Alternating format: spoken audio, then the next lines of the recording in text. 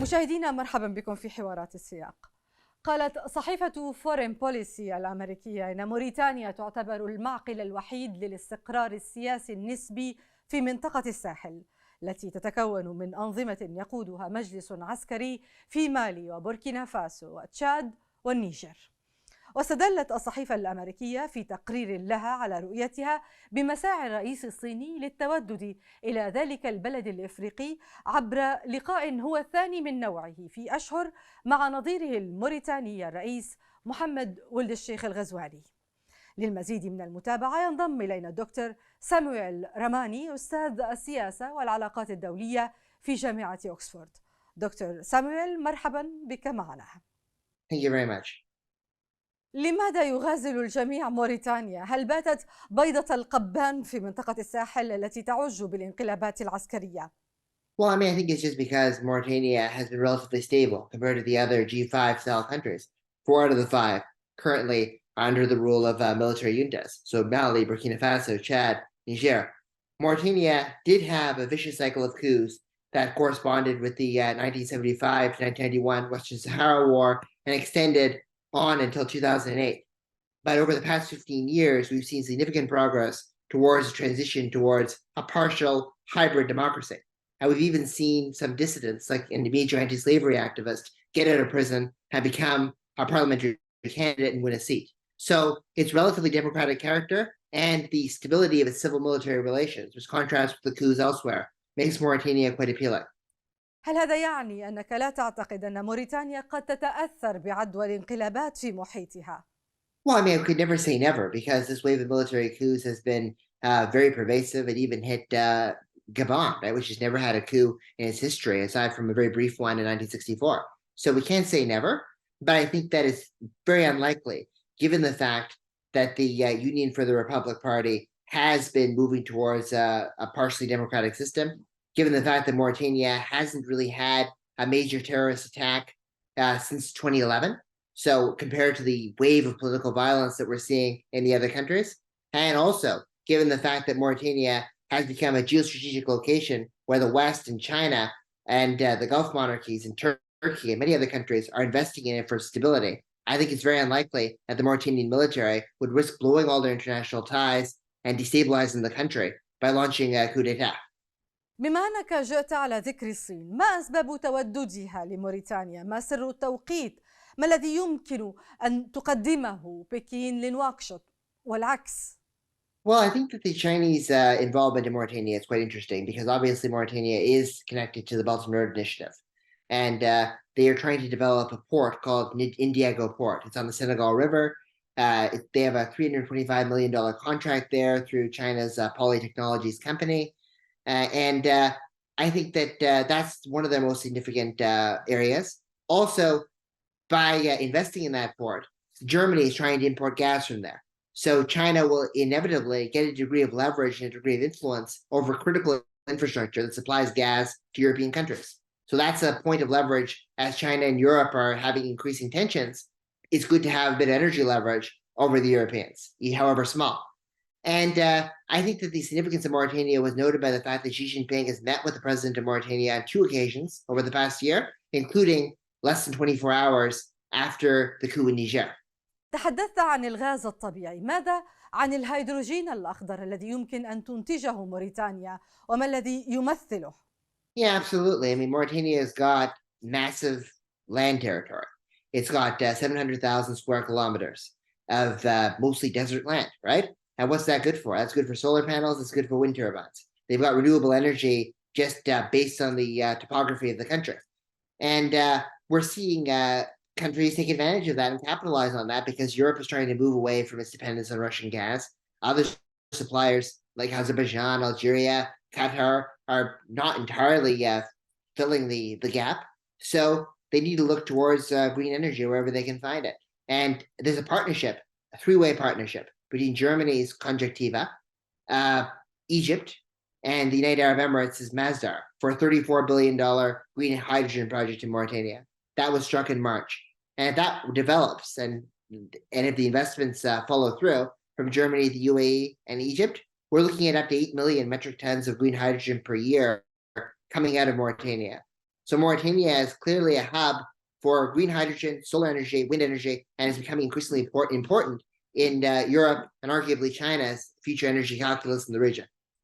نقطة أخرى جئت على ذكرها أود أن نفصل فيها، فرغم تاريخها الحافل بالانقلابات واستمرار العبودية، كانت حملة مكافحة الإرهاب والتحول الديمقراطي في موريتانيا من بين قصص النجاح القليلة في منطقة الساحل. ما الأسباب باعتقادك؟ Well, I think that the counterterrorism success is partially due to the fact that they had a July 2010 anti-terrorism law. And basically, they relied on mobile combat trained units. They called them special intervention groups. They patrolled the northern borders very effectively, and they were able to rein in terrorism. So they relied on mobile, nimble, agile counterterrorism forces instead of large state armies. And they targeted their resources very effectively to the areas that were most at risk.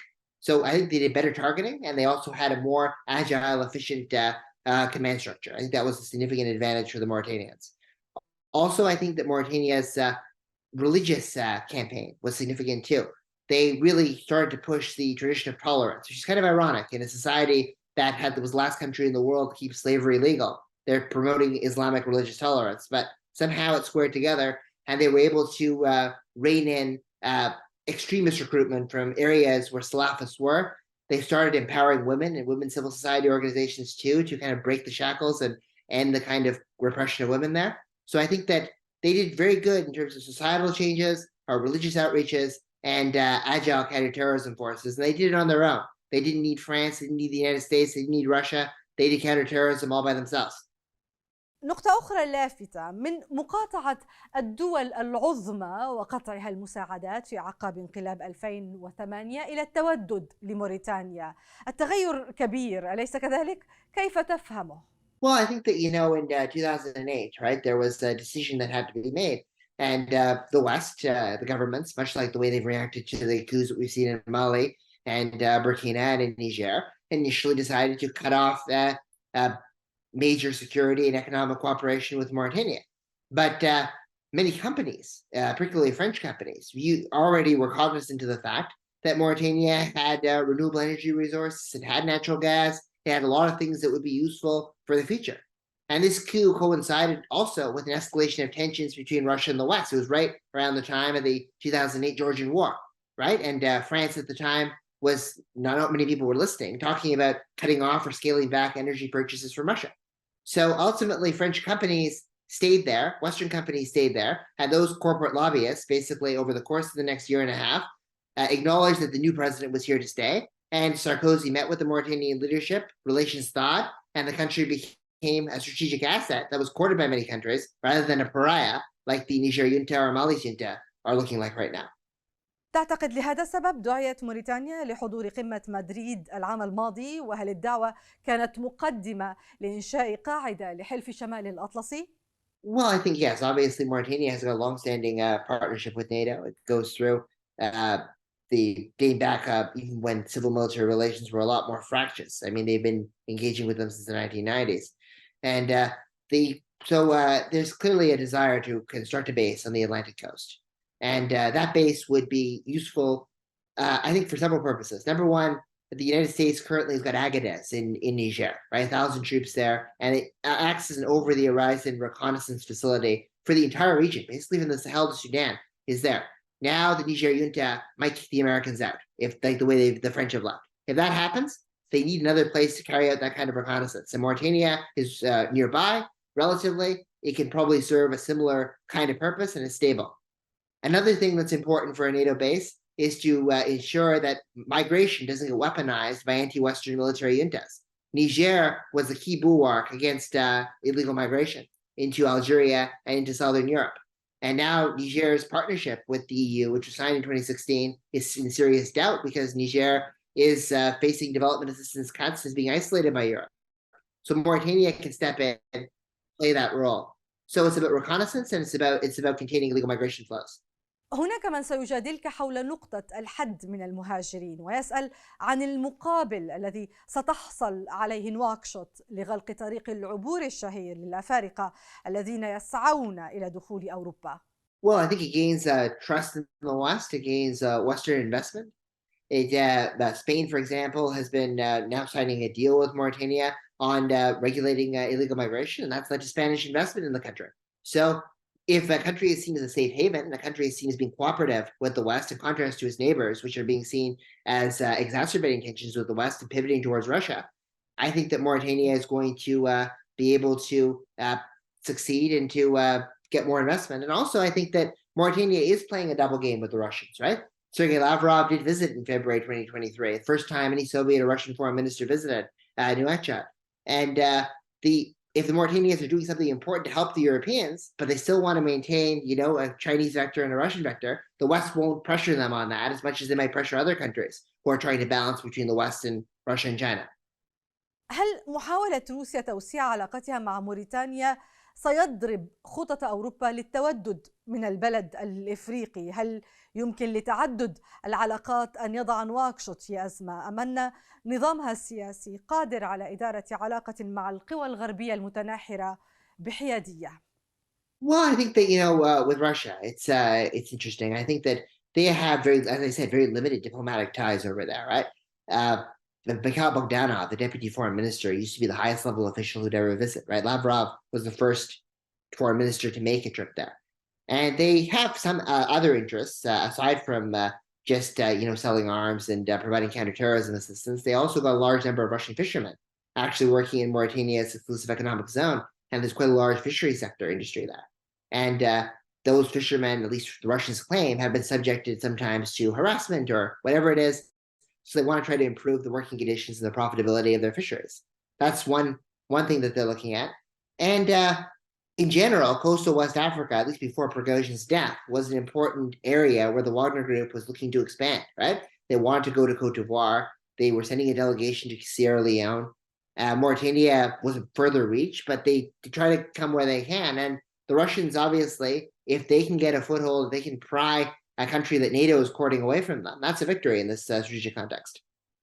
سؤالي الأخير عن مقالك والذي يتلخص في عنوانه أن الجميع يتودد لموريتانيا. هل يمكن استبدال موريتانيا بالجزائر باعتبار أوراق الضغط التي تمتلكها فيما يتعلق بجميع الملفات المذكورة هي نفسها، أم أن علاقة الجزائر الوطيدة مع روسيا تبعدها عن فلك أي محاولات تقرب جديدة؟ Well, I think I want to just do a deep dive into the situation in Mauritania, right? And to explain it. And I would talk about other countries only insofar as they elaborated on their strategic context. But with regards to Algeria's courtship of Russia is it's complicated, right? Because there is a shared normative understanding, I think, between the Russians and the Algerians on a lot of international crises, particularly in the region. Both of them supported Bashar al-Assad in Syria, right? Both of them in general oppose Western military interventions like the NATO overthrow Gaddafi in Libya. And Algeria obviously used to purchase half of all the arms that Russia sold to Africa. There's been a dip since the Ukraine war, but they're still marketing weapon systems there. And Russian gas companies are there. And the West has used Algeria too for counterterrorism assistance, particularly during the Bush administration. But the Algerians really want to show, that they want to keep their ties with Russia and China. So it's Mauritania is doing very similar, right? They're courting the West in security. They're also engaging with the Russians and Chinese. It's just the multipolar character of all of sub-Saharan Africa or all of Africa at this point. أنا مصرة هنا فعلا. ما الفرق عندما نتحدث عن الغاز، عن الهيدروجين الأخضر، عن الهجرة، حتى عن العلاقة الوطيدة بين الجزائر وموريتانيا الحالية ومبادرة الجزائر لحل المشكلة في النيجر؟ فقط العلاقة مع روسيا بعد الحرب مع أوكرانيا هي المعضلة، أليس كذلك؟ I think it's synergistic, right? I think the partnerships that Mauritania and Algeria have with the West on energy, on migration, they both are helping the West divest from Russia in terms of energy. They're both helping the West deal with the illegal migration through the Sahel and sub-Saharan Africa. So even if they don't cooperate directly or at a bilateral level, they certainly, in a substantive way, in a large-scale way, they certainly are doing the same bidding for the West while keeping ties with Russia and China. So it's just how both countries have very similar foreign policies in that respect. دكتور صموئيل راماني، شكرا جزيلا لك للمشاركة معنا في حوارات السياق. Thank you. مشاهدينا شكرا على طيب المتابعة، إلى الملتقى.